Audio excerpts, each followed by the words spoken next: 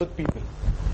Now, if you want other people to do what you want them to do, the first step is to build rapport with them. If you don't have rapport, no matter what you're telling them, it might give them 200% profit, they might still not want to do it. The first step in NLP is building rapport with whomsoever you're dealing with. And rapport is achieved by something that we call as pacing and leading. Pacing is done by way of matching and mirroring their body language, and then after a certain point of time you move on and start exhibiting your own body language. You'll find that the other person starts following you. Have you seen this, or have you observed this at any point of time? Yes or no? It can be a no. No?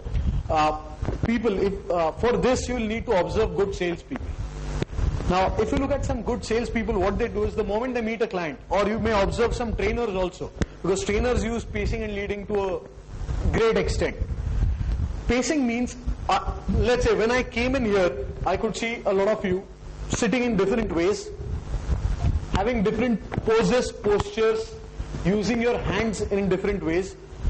This is very subtle. When I started off by using different hand gestures, which were like almost every one of you was doing. So first I did something that probably he was doing.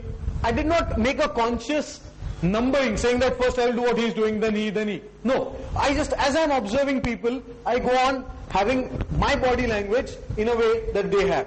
It could be the way I bend my head, it could be the way I do gestures with my hands, it could be the way I stand.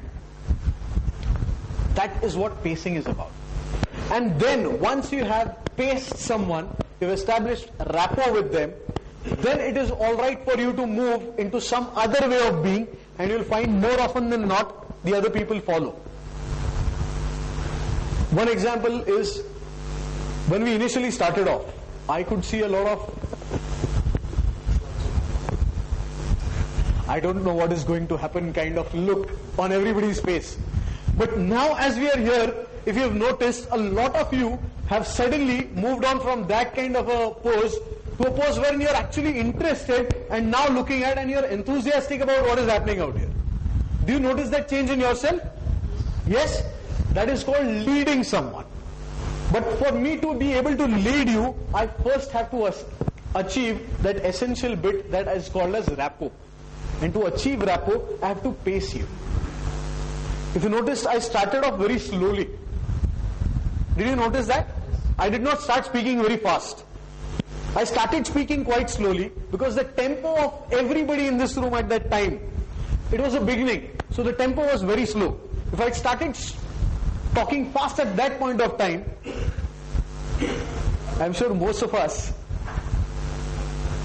would have been by now completely disconnected, probably asleep, or at least mentally not here. Right?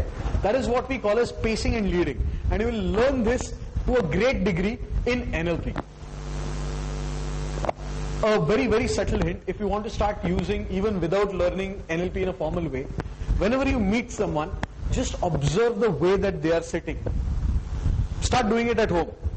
So, if you are at home, you go to someone, you go to your brother, you go to your wife, you go to your husband, your son, daughter, whoever. If they are sitting, just observe the way in which they are sitting. Go and sit beside them in almost the exact same way. Just don't make it obvious. If you go and say, then they will look at you and say, hey, what's wrong with you? Don't do it that way. Just have a look at them from afar. Go there, sit, and slowly adjust to the way that they are sitting.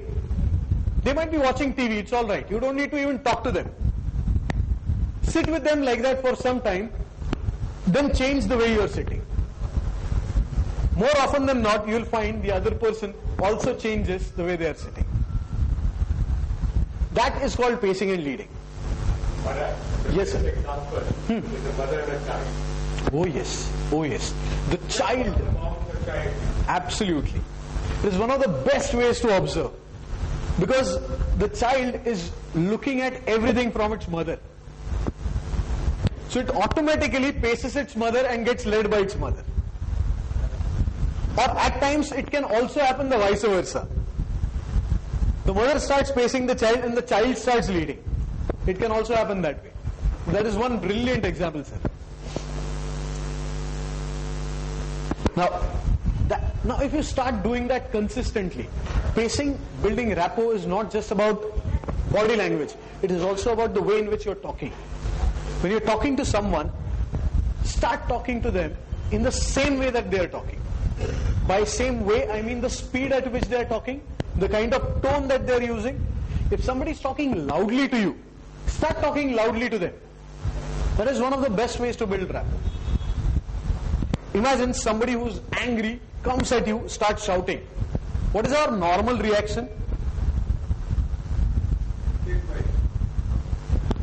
We either keep quiet or we become all, how dare he shout at me? And we start fighting back. Right? Instead, try doing this. Whenever somebody starts shouting at you, don't become angry. Keep the emotion aside. Talk in a loud voice to them and then slowly start reducing your volume. You will find the other person also starts reducing their volume. This is called building rapport and leading other people. So you build rapport not only by your body language, but also the way in which you're talking to people. Now that we know about it, start doing it consciously. You'll find that whenever you are in rapport with someone, you'll find that your communication is far more effective. Are you together till now? Does this make sense? Any queries, doubts till now? All right. In what way, sir? Could you give an example?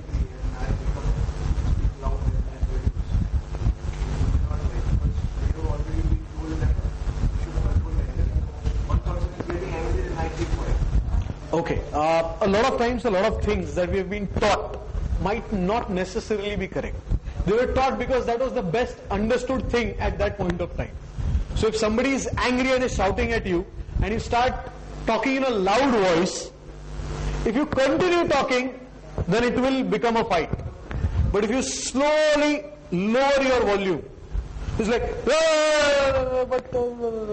it's okay, can we sit down and talk about it?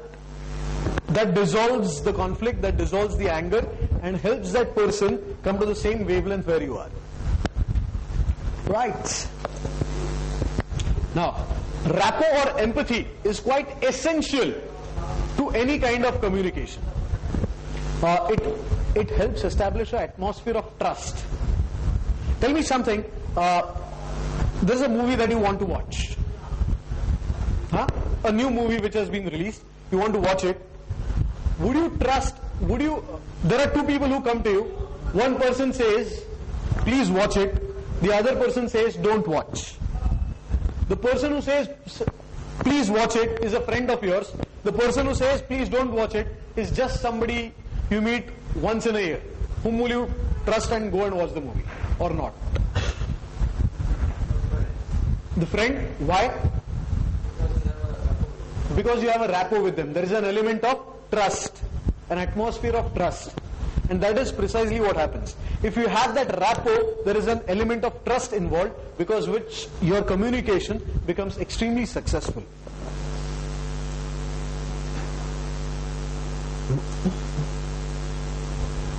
Right. Now, we say that the senses are the doors of perception. We've already spoken about how we need to be aware of our surroundings. There is one more thing in communication. When we are looking at the outcome frame, we are not focused on the problem. Let me give you another example. What is this?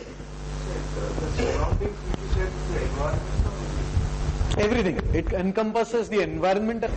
Chair, right? Now, if you look at it, what is everything else around? Space? Brilliant. That is not a chair. Do you get the concept? Similarly, when you are in the chair, in the problem, you are so involved in the problem that all the other things become inconsequential. The moment you are outside the problem, you are seeing at the problem from outside, and there are so many options open. When you are in the outcome frame is all about you're suddenly out of the problem and focused on all the possible solutions around.